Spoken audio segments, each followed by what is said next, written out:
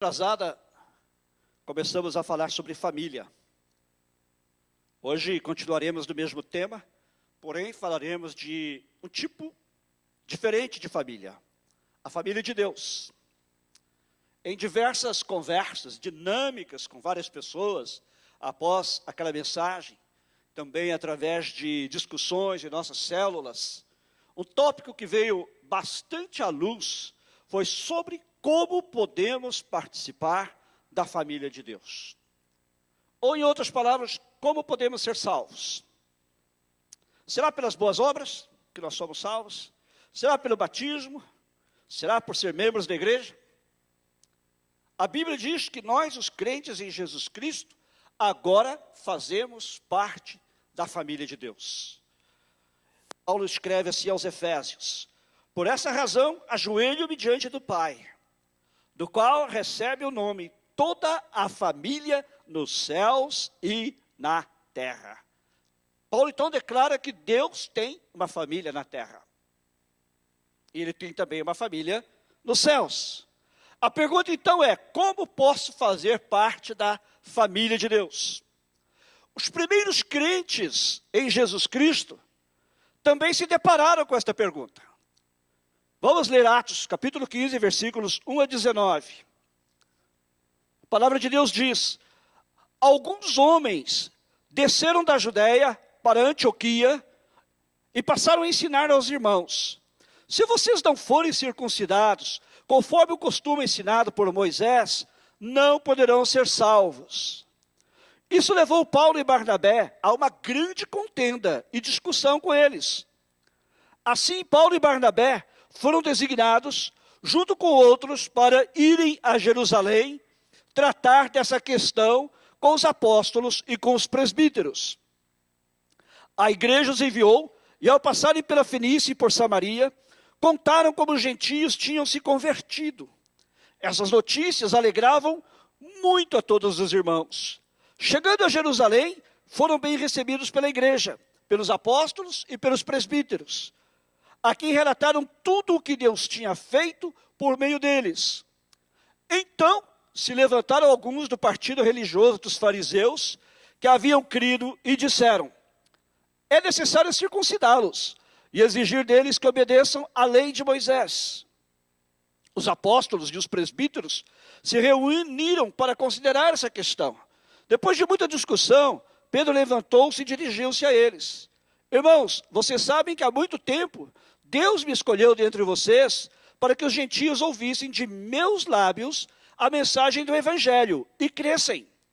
Deus, que conhece os corações, demonstrou que os aceitou, dando-lhes o Espírito Santo, como antes nos tinha concedido.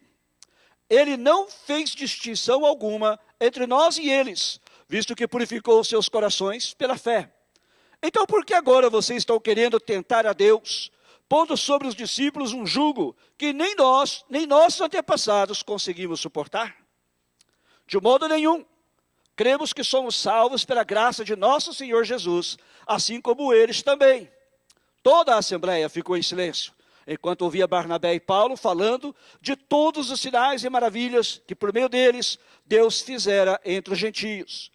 Quando terminaram de falar, Tiago tomou a palavra e disse: irmãos, ouçam-me. Simão nos expôs como Deus, no princípio, voltou-se para os gentios, a fim de reunir dentre as nações um povo para o seu nome. Concordam com isso as palavras dos profetas, conforme está escrito: depois disso voltarei e reconstruirei a tenda caída de Davi. Reedificarei as suas ruínas e a restaurarei, para que o restante dos homens busque o Senhor, e todos os gentios sobre os quais tem sido invocado o meu nome, diz o Senhor, que faz estas coisas conhecidas desde os tempos antigos. Portanto, julgo que não devemos pôr dificuldades aos gentios que estão se convertendo a Deus. O primeiro sermão pregado na igreja primitiva veio de Pedro, em Atos, capítulo 2. 3.000 judeus que tinham vindo a Jerusalém para a festa da Páscoa, e que ali permaneceram por mais algum tempo, entregaram seus corações a Jesus. Os discípulos originais de Jesus eram judeus. E estes 3.000 também, que receberam a Jesus naquele dia como Salvador, eram judeus. Para eles, crer em Jesus era uma extensão do judaísmo. Eles já criam em Deus, criam nas Escrituras, criam na palavra de Deus. Criam também em Abraão, Isaque e Jacó, seus antepassados. Eles sabiam das promessas que Deus tinha feito a esses 3 patriarcas e aos seus descendentes. E eles também criam dos profetas do Antigo Testamento que apontavam para a vinda do Messias, do Cristo. Para eles, então, crer em Jesus era a próxima coisa lógica a fazer. Pois Jesus tinha cumprido as profecias messiânicas do Antigo Testamento. Vocês estão entendendo meu raciocínio? Porém, 10 a 15 anos mais tarde, surgiu um problema. Gentios, isto é, não judeus como você e eu, estavam vindo a Jesus. Gentios, não judeus, também estavam crendo em Jesus e entregando seus corações a Jesus. No versículo 12, do texto que nós lemos, diz que Paulo e Barnabé falavam de todos os sinais e maravilhas que Deus, por meio deles, fizera entre os gentios. Esses gentios estavam abandonando os deuses pagãos, sendo libertados da escravidão, da idolatria e do pecado para seguir a Jesus. Tira, por favor, o texto. Ok? Obrigado. O pessoal está prestando atenção lá e ninguém está ouvindo o que eu estou falando. É só na hora de ler. Obrigado. Então, eles estavam falando dos sinais e maravilhas que Deus estava fazendo entre os gentios. Que eu disse, esses gentios estavam abandonando os deuses pagãos. Estavam sendo libertados da escravidão, da idolatria e do pecado para seguir Jesus. Isto era algo radical, que estava transformando as suas vidas. Porém, os judeus cristãos começaram a questionar. Você pode seguir o Messias judeu sem ser judeu? Em outras palavras, você pode se tornar parte da família de Deus sem se tornar judeu?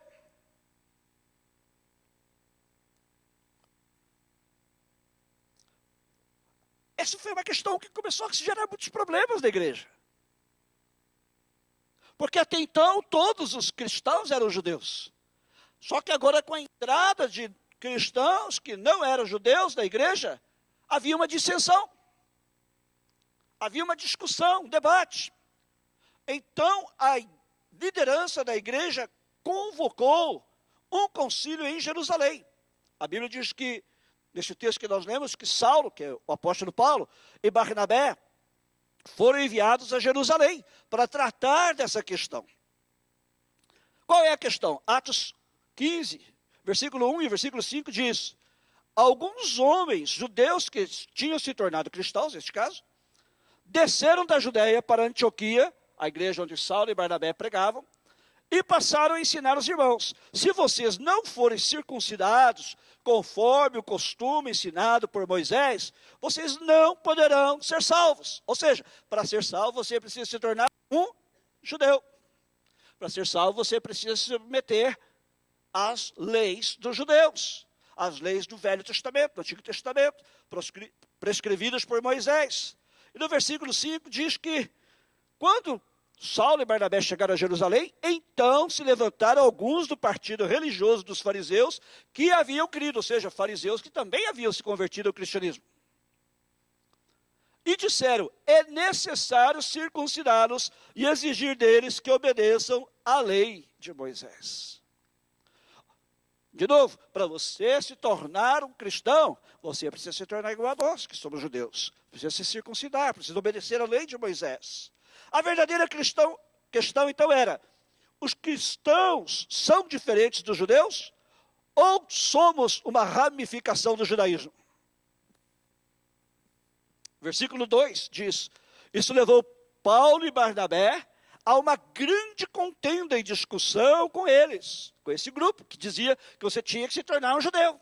Você tinha que ser circuncidado, você tinha que participar dos rituais judaicos, você tinha que obedecer à lei de Moisés.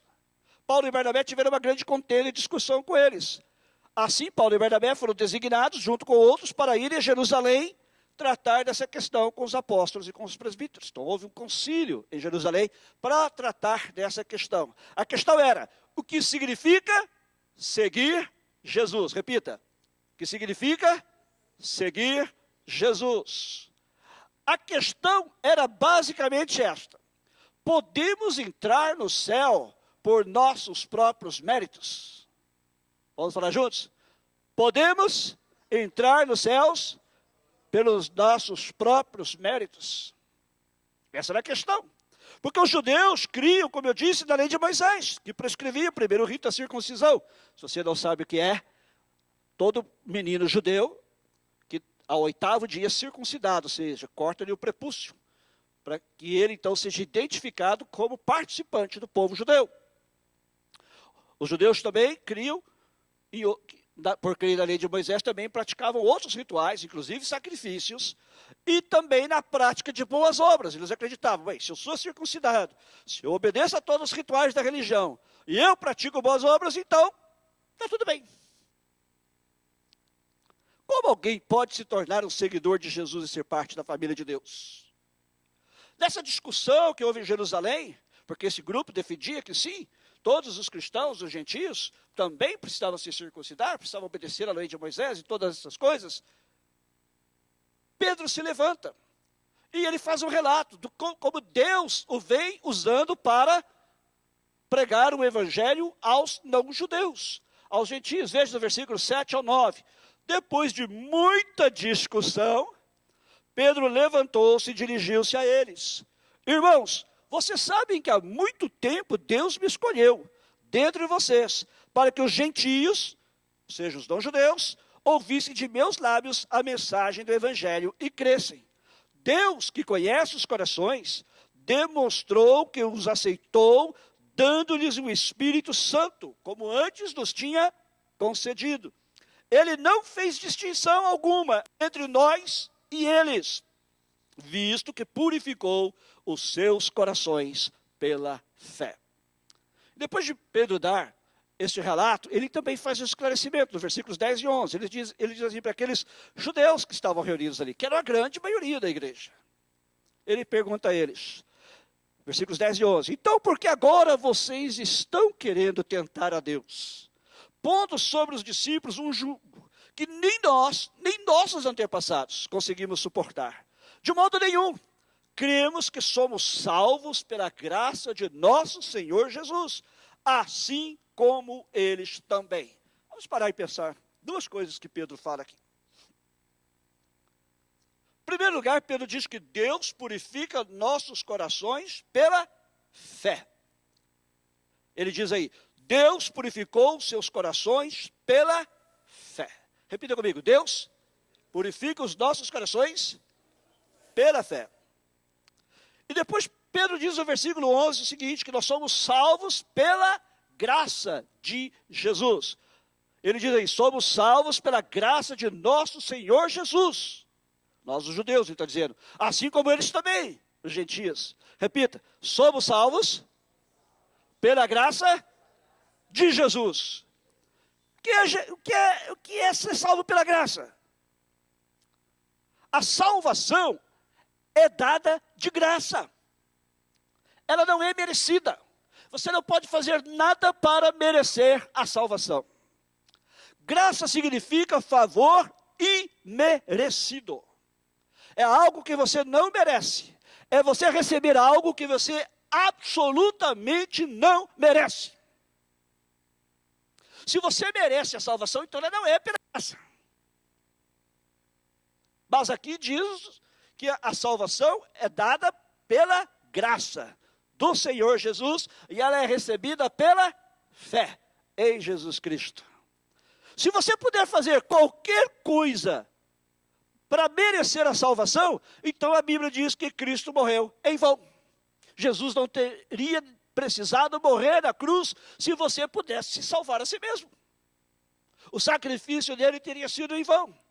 A salvação é um presente. Repita comigo, a salvação é um presente. Olha aqui.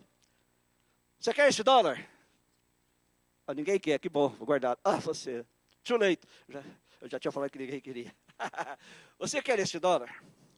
Se eu estender esse dólar para você, o que é que você tem que fazer para que esse dólar seja seu? Hã? Pegar.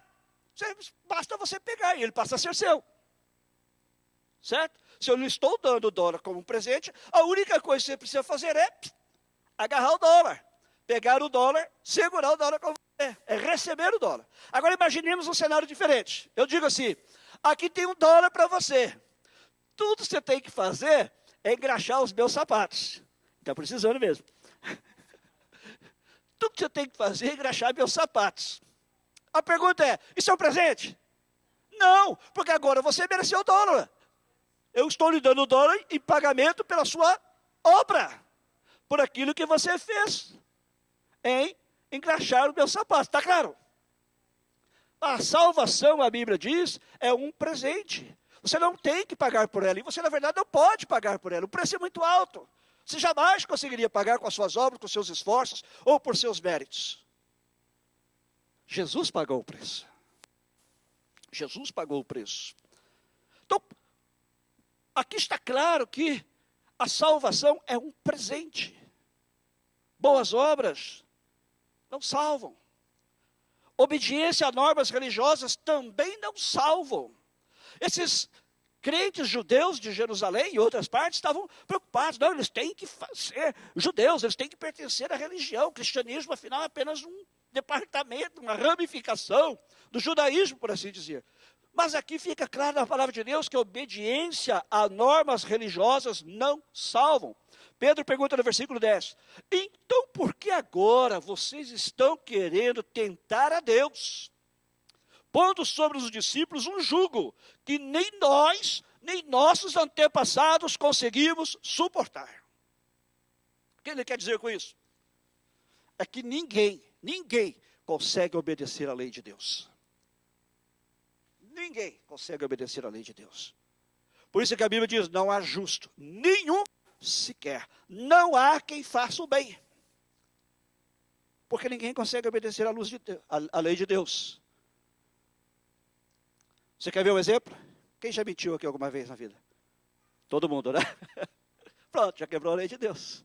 E a Bíblia diz que o salário do pecado é a morte. Morte espiritual e morte eterna. Longe de Deus. Obediência a normas religiosas não salva. A religião não salva. Nenhuma religião. A igreja também não salva. O batismo também não salva. Nós estamos falando sobre batismo. Lembrando que começaremos nossas aulas domingo que vem, às 3:30 da tarde. Os que vão se batizar, digam amém. Eita, só 2 aqui. Amém. Espero ver vocês aqui domingo, hein? 3:30 da tarde. Hoje, algumas igrejas, preste atenção no que eu vou dizer. Hoje, algumas igrejas substituem o batismo pela circuncisão. Faz igual os judeus, só que em vez da circuncisão, diz, não, você se batiza e está tudo bem entre você e Deus. Não é verdade. O batismo é um bonito símbolo externo. Porém, ele não produz nenhuma realidade interna. E dizer que o batismo é necessário para a salvação é falsa doutrina. Você pode se lembrar daquele ladrão lá da cruz, aquele malfeitor? Jesus foi crucificado entre dois. E um deles falou, Senhor, lembre-te de mim quando entrares no teu reino. O que Jesus disse a ele? Corre lá na primeira igreja batista brasileira de Los Angeles, se batiza, volta aqui e você vai ser salvo. Foi isso que Jesus falou? Foi, César? Não, Jesus falou, hoje mesmo, estarás comigo no paraíso. Se ele precisasse de batismo para ser salvo, se batismo salvasse, ele estaria perdido. Porém, Jesus disse que naquele mesmo dia, ele estaria com ele. O batismo não salva. A água do batistério, daqui um mês que vem, vamos batizar algumas pessoas, não pode lavar o seu pecado. Tem um hino que diz em inglês, what can I wash away my sin? O que pode lavar o meu pecado? É somente o sangue que Jesus Cristo derramou na cruz do Calvário. Ninguém é salvo naquele tanque batismal. A única coisa que se você entrar naquele tanque batismal como um pecador, sem ter se arrependido dos seus pecados em Cristo e Jesus, você vai entrar um pecador seco e vai sair um pecador molhado. É a única diferença. Você vai entrar seco e sair molhado. Está entendendo? Porque o batismo não purifica os seus pecados. Quem purifica é Cristo. Pertencer a esta igreja ou a qualquer outra igreja também não salva. Ok? Participar da comunhão. Eu vou participar da ceia do Senhor. Confessar os pecados a um homem. Sabe? Fazer boas obras. Fazer doações. Eu estou doando meu dinheiro. Isso não salva. Falar em línguas. Guardar os 10 mandamentos, que ninguém consegue, na verdade, a gente já viu. Nenhuma destas coisas salvará a sua alma. Aí quando Pedro termina de falar, levanta-se outro homem, Tiago, no versículo 13. Esse Tiago é o irmão de Jesus. E ele levanta-se para falar. Tiago era o incrédulo. Ele é irmão de Jesus. Agora você pode imaginar você ter um irmão, o seu irmão dizer assim, eu sou o Cristo. Eu sou o Messias que foi prometido lá no Antigo Testamento. Tiago falou, meu irmão, ele achou que Jesus estava doido, porque uma vez ele quis prender Jesus. Vocês lembram desse texto? Ele e os outros irmãos de Jesus e a mãe dele foram atrás de Jesus para prender, porque achavam que Jesus estava maluco. Como é que alguém afirma assim categoricamente, eu sou o Messias, eu sou o Cristo prometido? Ele não creu. Ele só creu que Jesus era o Messias depois que ele viu Jesus ressuscitado dentre os mortos. Então ele se rendeu a Jesus. Então ele passou a crer em Jesus. E Tiago, agora ele reafirma o que Pedro havia dito. Ele diz, Deus já havia prometido que ele iria salvar os gentios. Que ele iria reerguer o tabernáculo de Davi que estava caído. E ele ia trazer a si homens de todas as nações, ou seja, não judeus, que viriam a crer nele. Mais tarde, anos mais tarde, Paulo resumiu o que Pedro e Tiago disseram. Da seguinte forma, em Efésios, capítulo 2, versículos 8 a 10. Se você anda comigo, você vai ver esse texto e versículo muitas vezes. Estes versículos. Paulo diz assim, pois vocês são salvos pela graça, por meio da fé. Exatamente o que Pedro tinha dito. E isto não vem de vós, é dom de Deus, é presente de Deus. Não por obras que você tenha feito, para que ninguém se glorie. Porque somos criação de Deus, realizada em Cristo Jesus, para fazermos boas obras, as quais Deus preparou antes para nós as praticarmos. Devemos praticar boas obras? Paulo diz que sim. Fomos criados em Cristo Jesus para as praticarmos. Porém, Paulo diz, será salvo pelas obras? Não, ninguém é salvo pelas obras. Somos salvos, ele diz, vocês são salvos pela graça, pelo favor imerecido de Deus. Por meio da fé em Jesus Cristo. E isto é um dom de Deus. Não vem dos seus méritos, não vem de vocês, Paulo diz. Não é pelos seus esforços, não é pela sua religiosidade, não é pelo seu cumprimento de qualquer lei religiosa. Não, é somente um presente de Deus. Você não merece, é um favor imerecido de Deus, é a graça de Deus que você recebe pela fé em Jesus Cristo. A salvação é pela graça, nada mais, nada menos. Paulo afirma que é só pela graça. E somente através da fé. E só em Cristo. Paulo deixa claro então que boas obras não salvam. Por quê? Por que boas obras não salvam? Porque elas não resolvem o problema do pecado. Você pode fazer boas obras e pensar que você é uma boa pessoa. Eu sou tão bonzinho. Quanta gente fala para mim, eu não peco tanto quanto os outros. Mas você peca. Deus não fala que é a quantidade de pecado que mata. É o pecado. Né?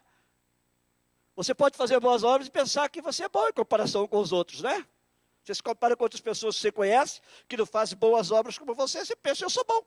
Porém, essa ideia de que há pessoas boas e pessoas más, é uma noção que só existe aos olhos dos homens. Para Deus, todos são pecadores. Romanos 3:23 diz, pois todos pecaram e destituídos estão da glória de Deus. Todos, inclui você, inclui a mim também. Ok? Todos os pecados instituídos. Todos nós temos este problema universal. O problema do pecado. O único que pode nos salvar dos pecados é Cristo. Foi para isso que ele morreu. Pedro, escrevendo mais tarde, ele diz assim: Cristo sofreu pelos pecados, uma vez por todas, o justo pelos injustos, para conduzir-nos a Deus.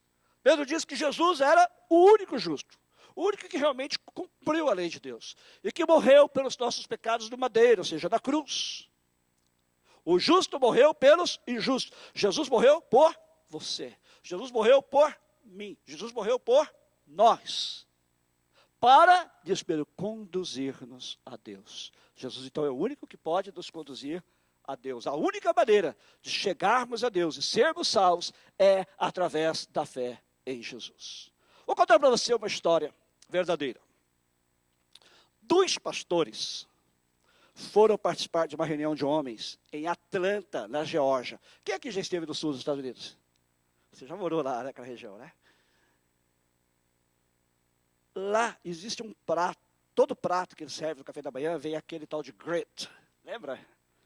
Pastor Ray deve conhecer. O que é aquilo lá? É um mingau de aveia, né? Um mingau de aveia. E esses 2 pastores foram lá para essa reunião de homens cristãos, em Atlanta, na Geórgia. E um deles nunca tinha estado no sul. Então, depois de eles ficarem num motel, durante a noite, de manhã eles se levantaram e foram tomar café da manhã, num restaurante ali perto. Quando a comida deles foi servida, o pastor, que nunca tinha estado no sul, olhou e viu aquela coisa branca, buchibenta, no seu prato. Quando a garçonete voltou, ele perguntou: o que é isso? Ela respondeu: grits, aveia, mingau de aveia. Aí ele disse para ela: senhora, eu não pedi isso e não vou pagar por isto. E ela respondeu: senhor, aqui o senhor não pede, o senhor não paga, o senhor só recebe.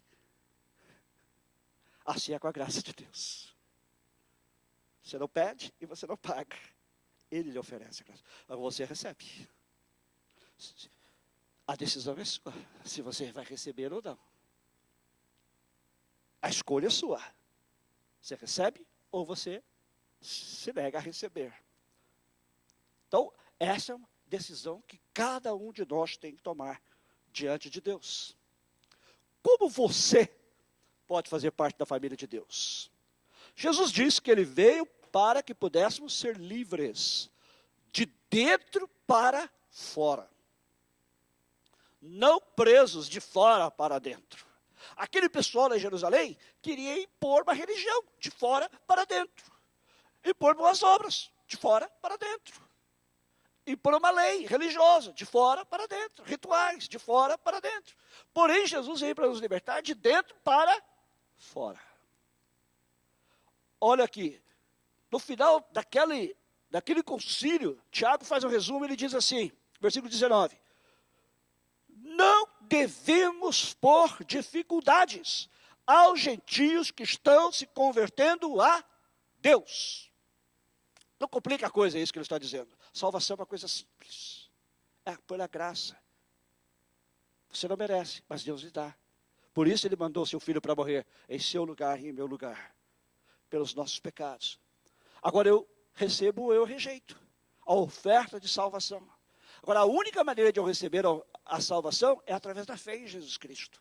Não é por impor uma série de tradições religiosas, não é por impor em ritos, não é nem mesmo o batismo. Isso não salva, isso aí eu vou dar testemunho da minha fé através do batismo, descendo as águas batismais. Eu vou dar testemunho da minha fé praticando boas obras, mas isso não salva. Quem salva é Jesus Cristo, pela sua graça, e eu recebo a sua salvação pela fé. Então não adianta querer tornar o assunto um assunto religioso, porque não é religião. Não adianta tentar fazê-lo difícil de entender. É uma coisa simples. A verdade de Jesus deve nos libertar e não nos amarrar. Em Romanos 2,4, Paulo diz assim: a bondade de Deus o leva ao arrependimento. Ou seja, até para eu me arrepender, é pela bondade de Deus. A graça de Deus, o favor imerecido de Deus, é um aspecto da bondade de Deus. É Ele que toca no meu coração, pelo seu Espírito Santo, e eu então me arrependo dos meus pecados.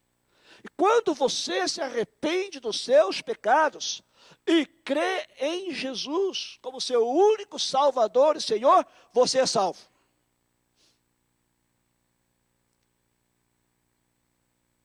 E você passa a fazer parte da família de Deus. E a pergunta para você hoje é esta: você está salvo hoje? Você está salvo? Você tem certeza da sua salvação? A salvação é imperativa, não é opcional. Se você não tem a salvação, você está perdido eternamente. Mas se você tem a salvação, você tem vida eterna garantida ao lado de Deus. Você está salvo hoje? Vamos entender isto. Vamos entender o que é salvação. Resumo de tudo que nós falamos. Ela é interior, ela começa aqui dentro. Quando em meu coração eu creio em Jesus Cristo, eu recebo como meu Senhor e Salvador, então ela se manifesta exteriormente. Mas ela não é exterior, ela não vai de fora para dentro. É de dentro para fora. É um presente grátis. Não é merecido. Agora, grátis não significa que ele não tenha um preço. Grátis não quer dizer que ele seja barato. Não, veio a um alto preço. Mas o preço quem pagou foi Jesus. Porque você e eu não podíamos pagar. A Bíblia diz que nós somos comprados por um bom preço. Do sacrifício de Jesus Cristo na cruz do Calvário. Creia na sua cabeça. Feche seus olhos, pergunte-se a você mesmo: estou salvo? Vou fazer essa pergunta de outra maneira. Pergunte a você mesmo: se eu morrer hoje, tenho certeza de que eu vou para o céu? Se você não tem certeza, mas nesta noite, você quer receber a Jesus Cristo como seu Senhor e Salvador. Se nesta noite você crê nele e quer dar um passo de fé e dizer: eu reconheço que eu sou um pecador, uma pecadora, e que eu não tenho méritos para ser salvo, mas que Jesus morreu por mim, ele pagou o preço da minha salvação. E agora eu quero receber como meu único Senhor e Salvador. Quero que você faça uma manifestação, levantando a sua mão, dizendo: eu quero aceitar a Jesus Cristo hoje como meu Senhor e Salvador. Levantar a sua mão não o torna salvo, mas eu quero que você faça isso de coração. Amém. Deus te abençoe. Amém. Pode baixar suas mãos. Amém. Não é o levantar a mão que vai salvar, mas é essa fé do coração. Reconhecer que eu sou um pecador e que Jesus morreu. E Ele pagou o preço dos meus pecados. E eu quero que Ele seja o Senhor da minha vida. Há mais alguém? Levante a sua mão. Nós estamos em família aqui. Podemos falar amém. Que Deus te abençoe, Cecília. Amém. Vamos colocar em pé. Se você não tem certeza da sua salvação, entregue a sua vida a Jesus hoje.